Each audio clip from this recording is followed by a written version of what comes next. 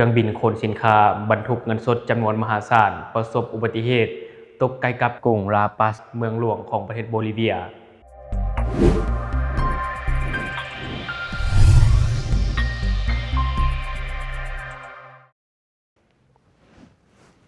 สวัสดีท่านผู้ชมยินดีต้อนรับเข้าสู่รายการ Talk the News และข่าวที่ข้าพเจ้าอยากจะนำเสนอในวันนี้ก็คือว่าเครื่องบินขนสินค้าบรรทุกเงินสดจำนวนมหาศาลประสบอุบัติเหตุตกใกล้กับกรุงลาปัสเมืองหลวงของประเทศโบลิเวียโดยในของข่าวข้าพเจ้าได้มาจากเพจ Wood Forum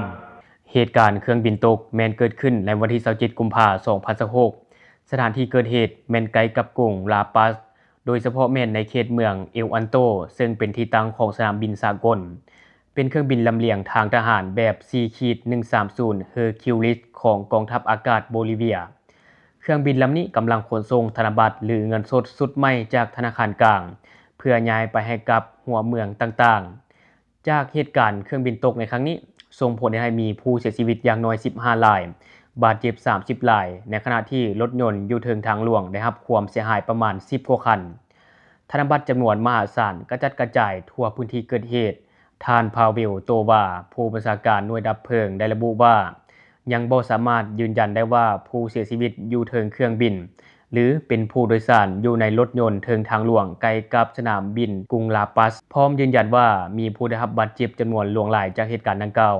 และก็ยังมีการรายงานระบุว่าเครื่องบินได้พุ่งต่ำยานพาหนะหลายคันในเมืองเอลอันโตซึ่งติดกับกรุงลาปัสก่อนจะถลายไปหยุดในทุ่งหญ้าภาพที่เผยแพร่ในสื่อสังคมออนไลน์แสดงให้เห็นซากเครื่องบินและรถยนต์ที่ถูกทำลายในขณะเกิดเหตุเครื่องบินกำลังทะยานขึ้นหรืออยู่ในระหว่างการลงจอดจากการรายงานมีรถยนต์อย่างน้อย15คันที่เกี่ยวข้องกับเหตุการณ์ในครั้งนี้เจ้าหน้าที่ดับเพลิงสามารถควบคุมเพลิงที่ลุกไหม้เครื่องบินไว้ได้ในเวลาต่อมาเครื่องบินลำดังกล่าวเป็นเครื่องบินแบบ C-130 Hercules ของกองทัพอากาศโบลิเวียซึ่งเฮ็ดหน้าที่ขนส่งธนบัตรสุดใหม่จากธนาคารกลางย้ายไปยังให้กับหัวเมืองต่างๆส่งผลให้มีธนบัตรจำนวนมหาศาลปลิวกระจัดกระจายเต็มพื้นที่อยู่จุดตกเครื่องบินลำดังกล่าวเป็นเครื่องบินแบบ C-130 Hercules ของกองทัพอากาศโบลิเวียซึ่งเฮ็ดหน้าที่ขนส่งธนบัตรสุดใหม่จากธนาคารกลางไปยังเมืองต่างๆส่งผลให้มีธนบัตรจำนวนหลายปลิวกระจัดกระจายเต็มพื้นที่จุดตกภาพจากสื่อสังคมออนไลน์ยังเผยให้เห็นประชาชนจำนวนหนึ่งแล่นเข้าไปเก็บธนบัตรในขณะที่ตำรวจชุดปราบปรามการจลาจลพยายามสลายฝูงชน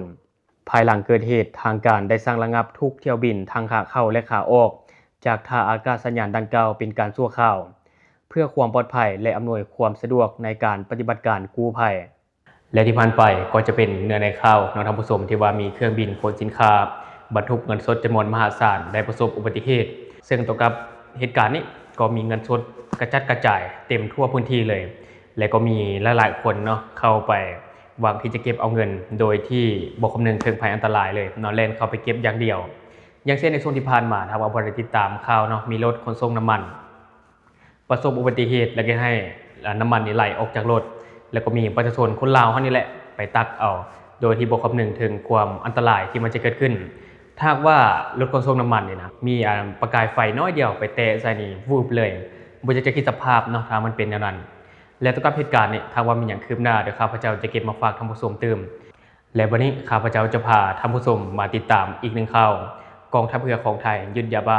1,300,000 เม็ดอยู่เข็มฝั่งคลองอยู่ที่จังหวัดหนองคายและสามารถจับกลุ่มผู้ต้องหาชาวลาวได้1คนโดยในของข่าวข้าพเจ้าได้มาจากเพจ27 HD News ในวันที่28กุมภาพันธ์2026โฆษกกองทัพเรือเปิดเผยว่าเมื่อเวลา 19:20 น.ของวันที่27กุมภาพันธ์2026หน่วยเรือรักษาความสงบเรียบร้อยตามลำแม่น้ำคลองโดยนรค.เขตหนองคายและสถานีเรือสังคมได้ดำเนินการลาดตระเวนเฝ้ากวดกาตามลำแม่น้ำคลองบริเวณบ้านปากโสมตำบลผาตังอำเภอสังคมจังหวัดหนองคายโดยในระหว่างการปฏิบัติการเจ้าหน้าที่ทหารเรือกวดพบความเคลื่อนไหวต้องสงสัยบริเวณแคมป์ฝั่งแม่น้ำคลองจึงทำการกวดสอบและสามารถยึดยาเสพติดให้โทษประเภทหนึ่งบรรจุในกระสอบจำนวน4กระสอบรวมประมาณ 1,316,800 เม็ดและสามารถจับกุมผู้ต้องหาชายสัญชาติลาวจำนวน1คนอายุ46ปีภายหลังการจับกุมเจ้าหน้าที่ได้นำตัวผู้ต้องหาและของกลางมาเฮ็ดบทบันทึกการจับกุม อยู่สถานีเหือสังคมและส่งให้เจ้าหน้าที่ตำรวจดำเนินการตามขั้นตอนของกฎหมายต่อไปและที่ผ่านไปก็จะเป็นเนื้อในข่าวท่านผู้ชมซึ่งว่าในปัจจุบันเราก็ต้องยอมรับเลยว่าขบวนการค้ายาเสพติดข้ามชาติลาวไทยนี่ถือว่านับวันนับเพิ่มขึ้นเรื่อยๆและรูปแบบที่พบหลายที่สุดก็คือว่าจะมีกลุ่มขบวนการค้ายาเสพติดคนลาวนี่นะนำยาบ้าไปวางไว้ตามจุดต่างๆอยู่เข็มฝั่งของอยู่ฝั่งไทย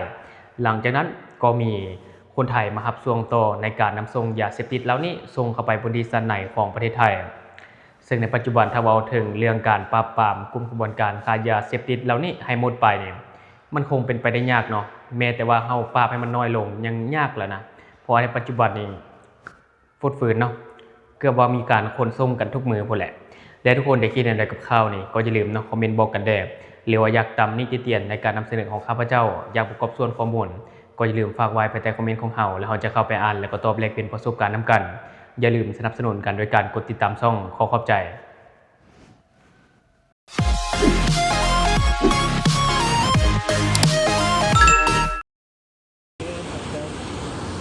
fatal. Se cayó un avión.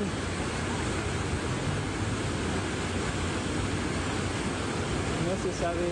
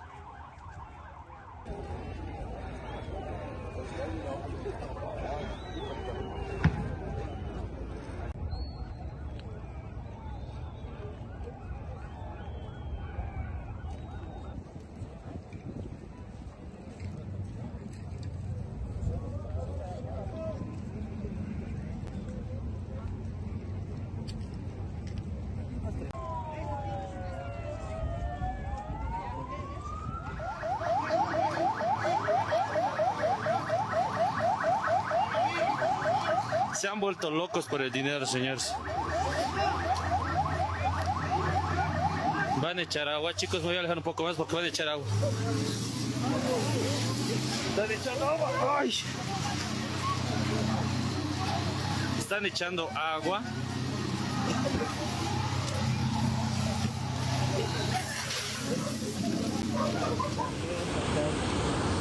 Fatal.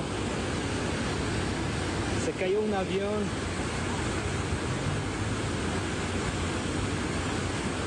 No se sabe